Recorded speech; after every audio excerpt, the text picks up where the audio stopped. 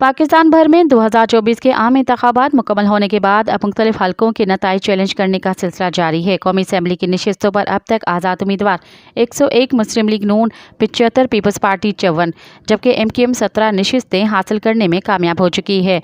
Election commission की तरफ से नताइज के ऐलान के बाद अगला मरहला हुकूमत साजी का होगा।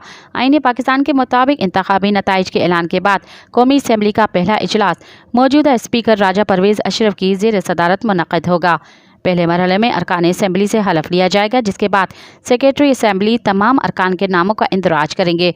फिर अरकान अपने नामों के हिसाब से नशिस्तों पर अजमा होंगे। नशिस्तों पर अजमा होने के बाद स्पीकर की तरफ से आइंदा असम्बली के लिए नए स्पीकर के इंतखाब का शेड्यूल जारी किया जाएगा। स्पीकर के इंतखाब के लिए उसी दिन या फिर अगले दिन का इंतखाब किया जाएगा। मज़ीद ख़बरन ऐं तफ़सीलात लाइ विज़िट कयो असांजी वेबसाइट www.awamiNewsHD.com ऐं ॾिसंदा रहो अवामी न्यूज़ HD।